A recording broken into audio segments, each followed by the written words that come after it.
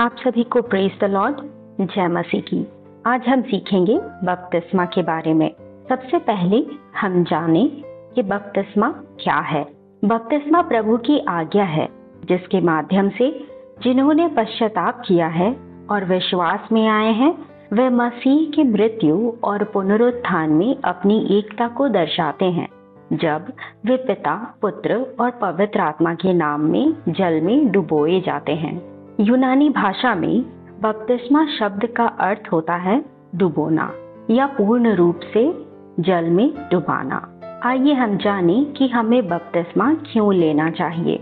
हमें बपतिस्मा इसलिए लेना चाहिए क्योंकि ये हमारे और परमेश्वर के बीच एक चिन्ह है। ये हमें पिता परमेश्वर से जोड़ता है, साथ ही ये हमारे विश्वास को जो यीशु में है दर्शाता है। जैसा रोमियो 6 अध्याय उसका 3 और 4 पद में यह लिखा है, क्या तुम नहीं जानते कि हम सब जिन्होंने मसीह यीशु का बपतिस्मा लिया उसकी मृत्यु का बपतिस्मा लिया, अतः उस मृत्यु का बपतिस्मा पाने से हम उसके साथ गाड़े गए, ताकि जैसे मसीह पिता की महिमा के द्वारा मरे हुओं में से जिलाया गया, वैसे ही हम भी नए जीवन की सी चाल चलें। इससे हम यह समझते हैं कि हम यीशु के साथ गाड़े गए और उसी के समान जी भी उठेंगे। साथ ही यह भी सीखते हैं कि हमारा पुराना जीवन अब नहीं रहा, पर अब हम यीशु में नए हो गए हैं। इसलिए यह कहा जा सकता है कि बपतिस्मा ने परमेश्वर की प्रजा का हिस्सा होने के चिन्ह के रूप में खतना का स्थान ले लिया है। खतना से हम यहाँ ये समझते हैं कि इसे पुराने नियम में शुद्ध किए जाने या परमेश्वर की प्रजा में शामिल होने के लिए उससे मानने वाले लोग किया करते थे।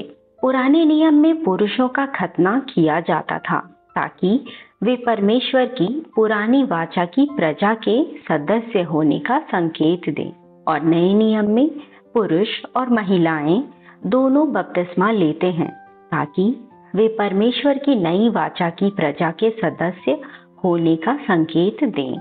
जैसा कुलुसियों 2 अध्याय उसका 11 और 12 पद में भी यह लिखा है, उसी में तुम्हारा ऐसा खतना हुआ है जो हाथ से नहीं होता, अर्थात मसीह का खतना, जिससे शारीरिक देह उतार दी जाती है और उसी के साथ बपतिस्मा में गाड़े गए और उसी में परमेश्वर की सामर्थ पर विश्वास करके जिसने उसको मरे हुओं में से जिलाया उसके साथ जी भी उठे।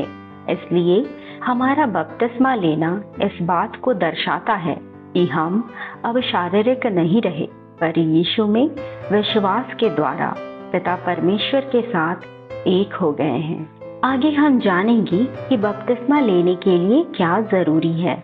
हम इसे जानेंगे प्रेरितों 2 अध्याय उसका 38 पद से, जिसमें लिखा है, पतरस ने उनसे कहा, मन फिराओ और तुम में से हर एक अपने अपने पापों की क्षमा के लिए यीशु मसीह के नाम से बपतिस्मा ले, तो तुम पवित्र आत्मा का दान पाओगे।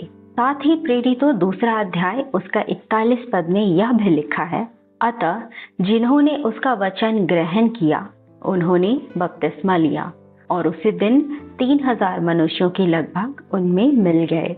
इसलिए ये जरूरी है कि हम पहले अपने पापों से मन फिराएं, अपने पापों के लिए क्षमा मांगे और परमेश्वर के वचन को ग्रहण करें और यीशु को उद्धारकर्ता के रूप में ग्रहण करें। तो अगर आज हमने उस बपतिस्मा को लिया है तो जैसा परमेश्वर ने हमें आज्ञा दी है हम उन कामों को करें। जैसा हमने प्रेरितों 2 अध्याय उसका 41 पद में बपतिस्मा लेने वालों के विषय में पढ़ा था, वे आगे बपतिस्मा लेने के बाद वे प्रेरितों से शिक्षा पाने और संगति रखने और रोटी तोड़ने और प्रार्थना करने में लौलीन रहे। वैसे ही हमारे लिए भी यह जरूरी है कि हम बपतिस्मा लेने के बाद परमेश्वर को और भी गहराई से जानें और उसके साथ संगति करें। हम विश्वास करते हैं कि आपने आज इस वीडियो से कुछ सीखा होगा। ऐसे और भी वीडियो से सीखने के लिए आप हमारे चैनल को सब्सक्राइब करें इंस्टाग्राम पर हमें फॉलो करें, जिसका लिंक हमने डिस्क्रिप्शन बॉक्स पर भी दे दिया है। साथ ही इस वीडियो को लाइक, कमेंट और दूसरों से भी शेयर करें। वीडियो देखने के लिए थैंक यू। प्रभु आप सभी को आशीष दे। मिलते हैं अगले वीडियो में।